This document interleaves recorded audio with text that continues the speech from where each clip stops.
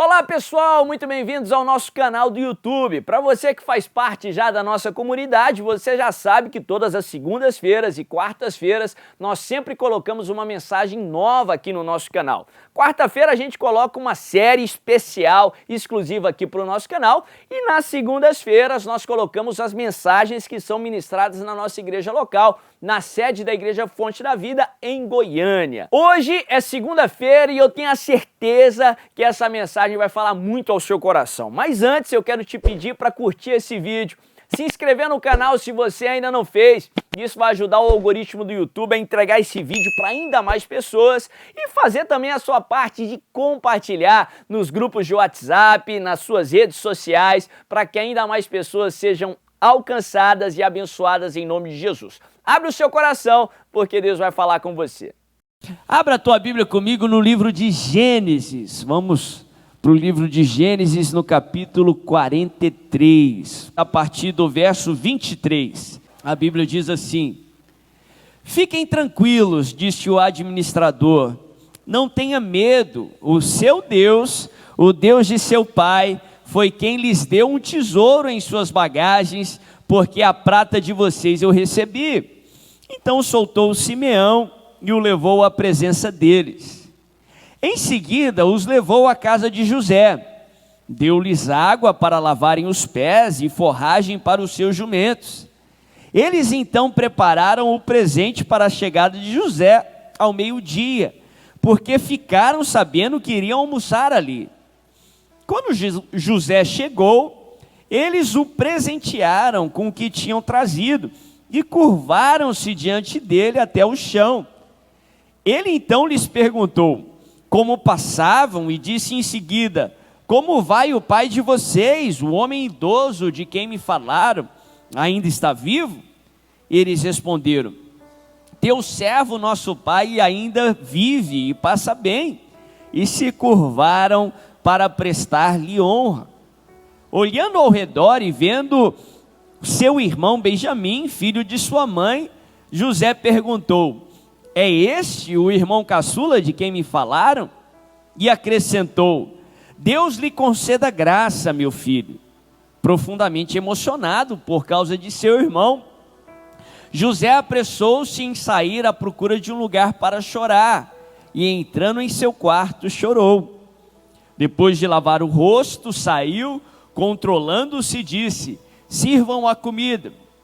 Serviram a ele em separado dos seus irmãos e também dos egípcios que comiam com ele, porque os egípcios não podiam comer com os hebreus, pois isso era sacrilégio para eles.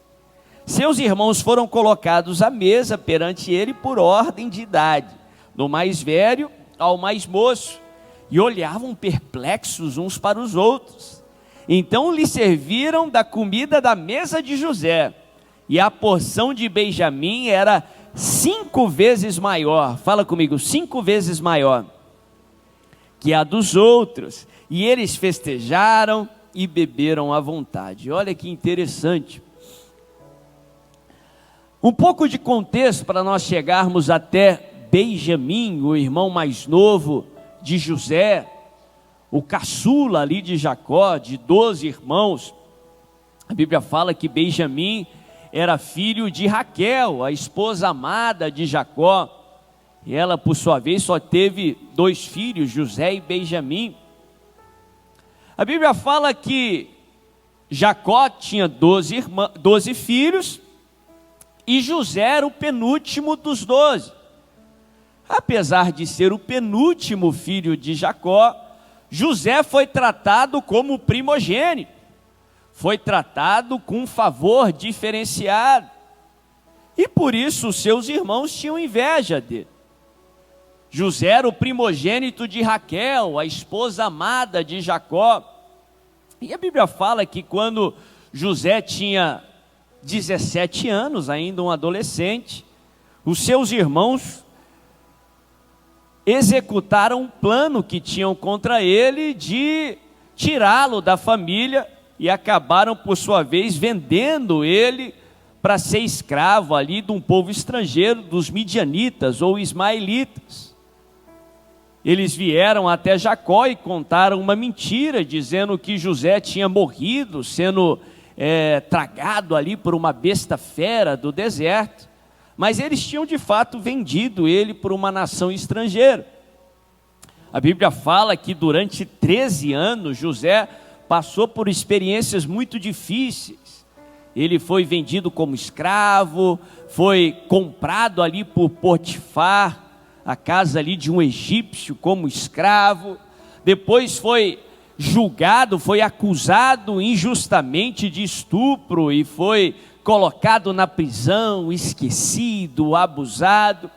Durante 13 anos, experimentando situações extremamente precárias, difíceis, desafiadoras, mas apesar de tudo isso, José permaneceu fiel ao Senhor e o Senhor permaneceu com José. E a Bíblia nos ensina que apesar de todas as dificuldades de José, a boa mão do Senhor permaneceu com ele e por ele, e ele floresceu aonde ele passou. Talvez como José, você está em lugares que você não gostaria de estar. Você está enfrentando situações que você não planejou enfrentar, talvez desafiadoras, situações muito difíceis, mas eu quero declarar que como em José, a boa mão do Senhor está sobre a sua vida, e você vai florescer, e você vai ser abençoado por onde você passar. Até que de uma maneira sobrenatural, José, ele revela alguns sonhos que Faraó teve.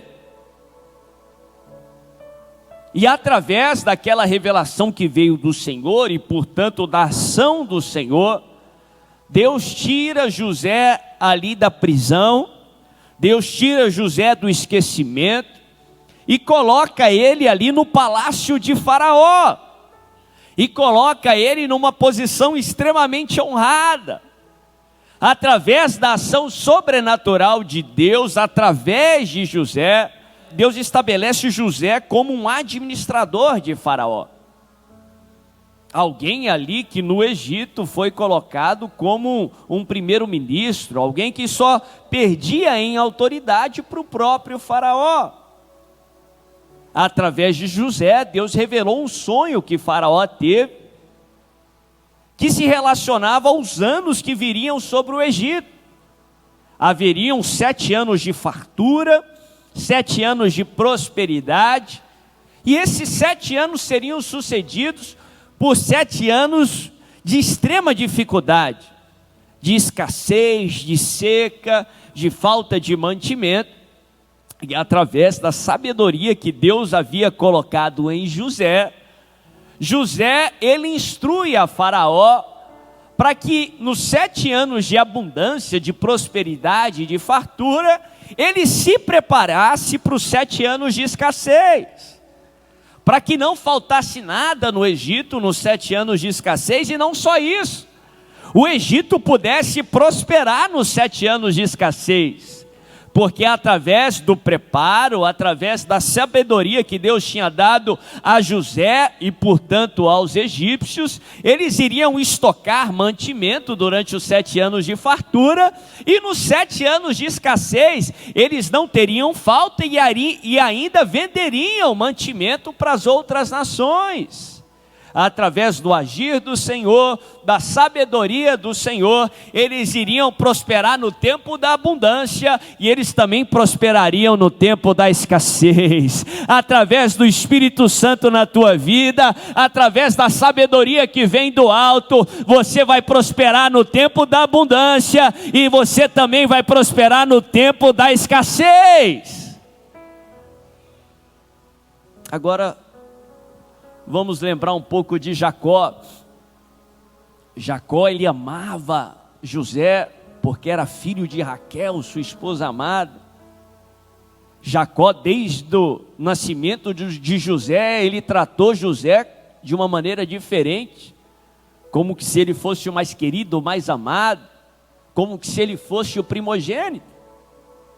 Quando José tinha 17 anos, Jacó recebe a notícia que ele tinha morrido, de uma maneira trágica, com muito sofrimento. Depois dos 7 anos de fartura, haviam se passado ali pelo menos 20 anos que Jacó lamentava por José, que Jacó pensava que José tinha morrido. A Bíblia mostra claramente a dor que Jacó passou por todo aquele tempo, pensando que aquele que era o primogênito, aquele que carregaria o legado, a bênção de Abraão, de Isaac, aquele através do qual Deus cumpriria todas as promessas que ele fez ao próprio Jacó, a Israel. Só que Jacó pensava que ele tinha morrido, que a promessa tinha se findado, que tudo aquilo que Deus tinha falado para ele havia alcançado ali um bloqueio, um ponto final.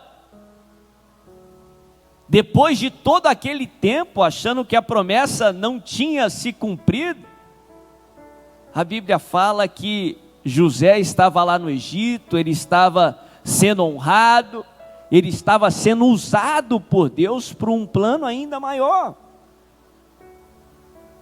Depois de no mínimo 20 anos, a Bíblia fala que Jacó volta, ele vai até o Egito e finalmente ele vê José, que ali já tinha por volta dos seus 40 anos de idade, e ele vê que durante todo esse tempo que ele pensou que a promessa não tinha se cumprido, ou que não se cumpriria, Deus estava cumprindo a promessa de uma maneira diferente. Deus não havia se esquecido da palavra, Deus não havia deixado de cumprir, pelo contrário, Ele estava cumprindo a palavra enquanto ele não via.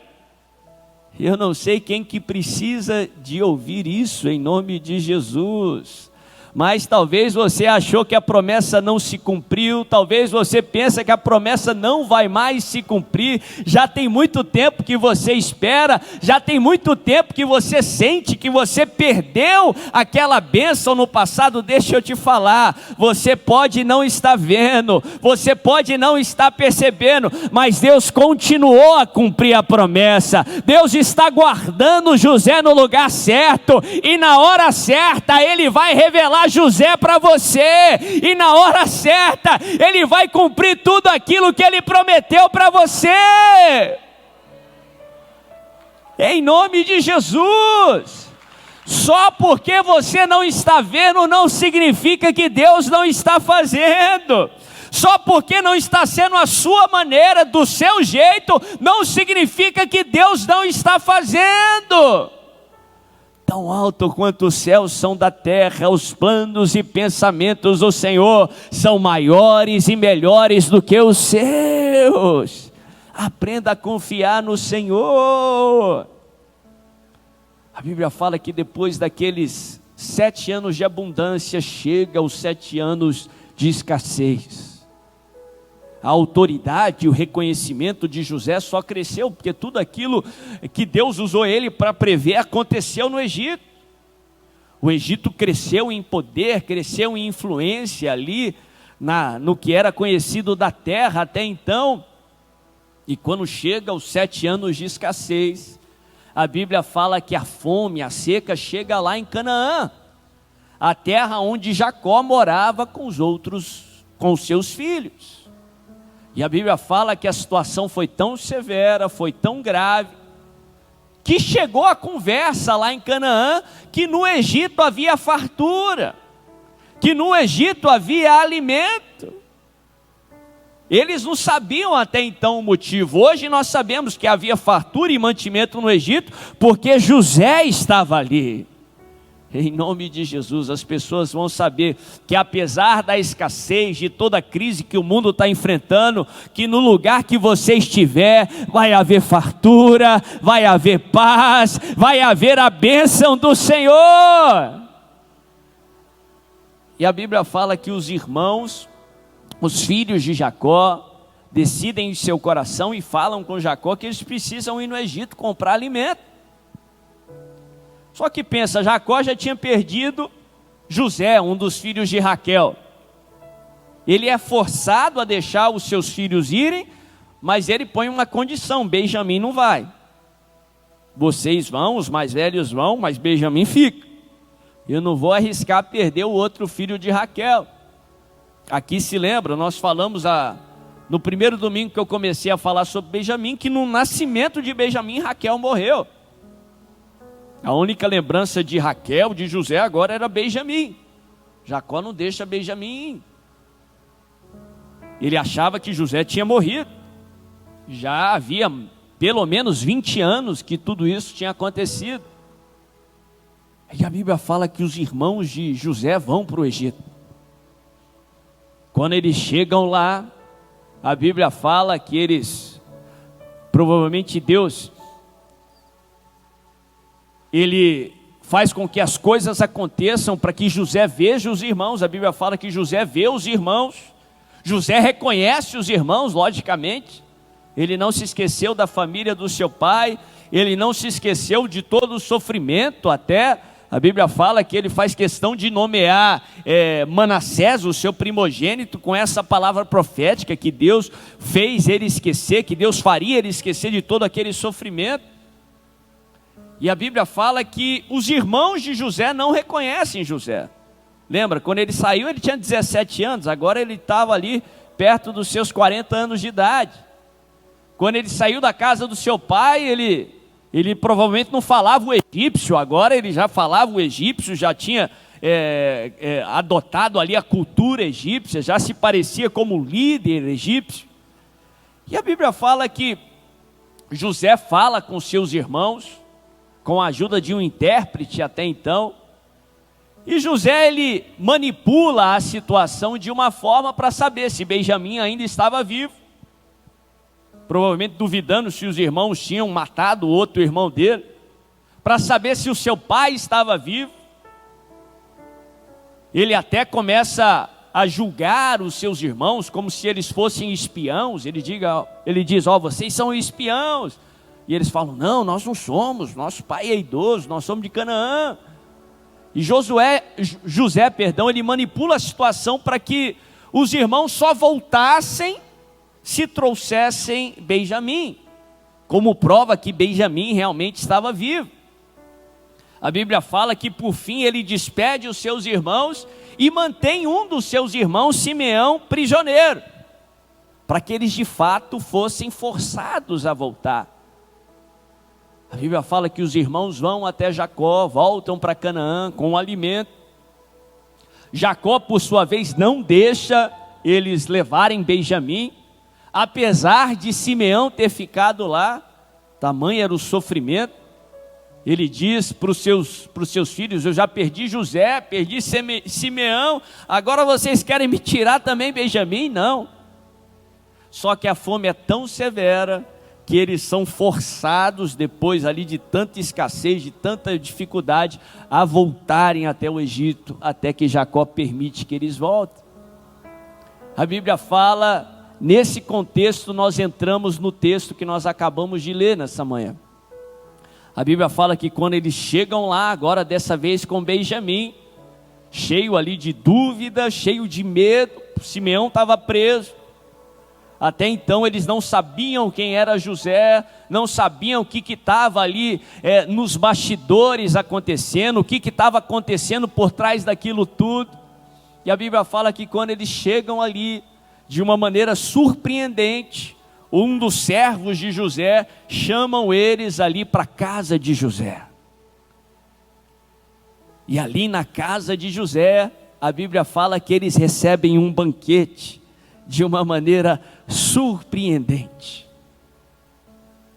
E essa seria a minha primeira lição do dia, mas a história de José, a história de Benjamim é uma história tão rica em detalhes que só a menção do contexto eu creio que já abençoa. A primeira e única lição dessa manhã que eu quero compartilhar, e eu quero que você carregue ela com você durante toda essa semana, é a seguinte: os filhos têm direito a um banquete farto. Os filhos têm direito a um banquete farto.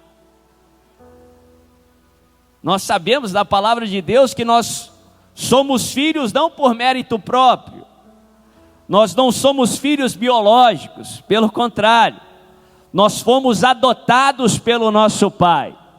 A Bíblia nos ensina que não fomos nós que o escolhemos, mas foi Ele que nos escolheu. E apesar de termos nos tornado filhos pela graça, apesar de recebermos a salvação pela graça, o preço da nossa salvação não foi de graça. A Bíblia nos ensina que Deus enviou o unigênito do Pai, e através do seu sacrifício, através de um preço de sangue, nós fomos comprados para o Pai, nós fomos adotados à família de Deus, e a Bíblia nos ensina que nós nos tornamos filhos. João capítulo 1, verso 12, nos ensina que todos quantos o receberam, Deus lhes deu o poder de se tornarem, de serem feitos filhos de Deus. E a palavra nos ensina que o filho tem direito a um banquete não simples, um banquete real, um banquete não natural, um banquete sobrenatural, um banquete farto. Deus tem fartura para os seus. A Bíblia fala que os irmãos de José chegam ali ressabiados, cheios de dúvida. Eles não esperavam aquilo, eles queriam comprar comida e ir embora. Eles queriam resgatar Simeão e ir embora. Mas a Bíblia nos ensina que de uma maneira surpreendente, José chama eles ali para a casa real, para a casa do primeiro-ministro, do administrador do Egito, e dá um banquete a eles que era mais do que eles esperavam. Sim, o banquete que Deus tem para você sempre é mais do que você espera, sempre vai exceder a sua expectativa. Você quer comprar comida, você quer suprir a sua necessidade, você quer a sua cura, você quer a transformação da sua família, mas Deus não só vai te dar o seu alimento, Deus não só vai te dar a sua cura, Deus não só vai libertar esse ente querido, mas Deus vai além do que você está pedindo. Deus vai fazer o seu cálice transbordar, Deus vai te surpreender, Ele vai te dar um banquete farto, Ele vai fazer infinitamente mais.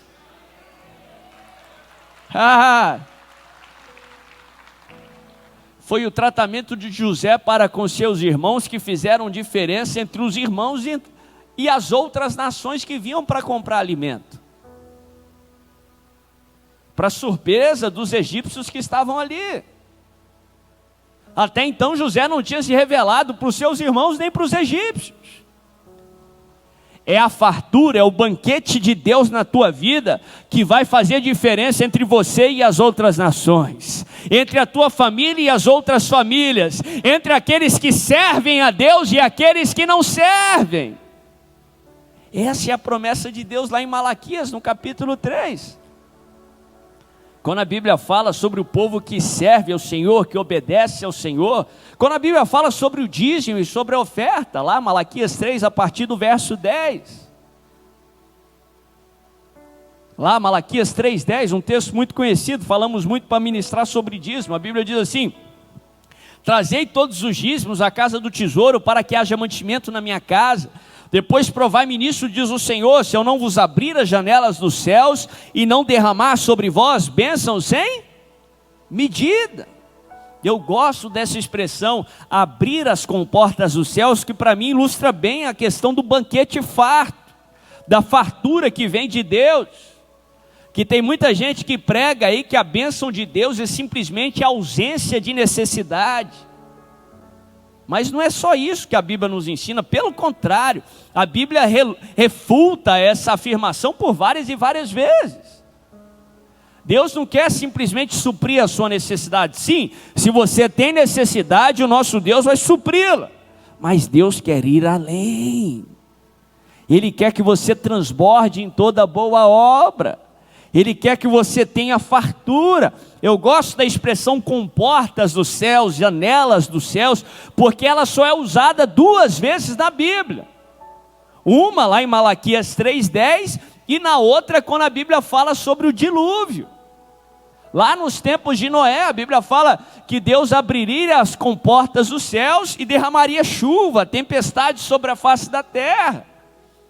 Em outras palavras, a bênção para aquele que está em Cristo, a bênção para a tua vida, a bênção que vai fazer diferença entre você e os que não servem a Deus, não vai vir em formas de gotas, não vai vir em forma de chuva, mas vai ser um dilúvio do trono de Deus sobre a tua vida, um dilúvio de paz, um dilúvio de alegria, um dilúvio de fartura, de saúde, de prosperidade, em nome de Jesus.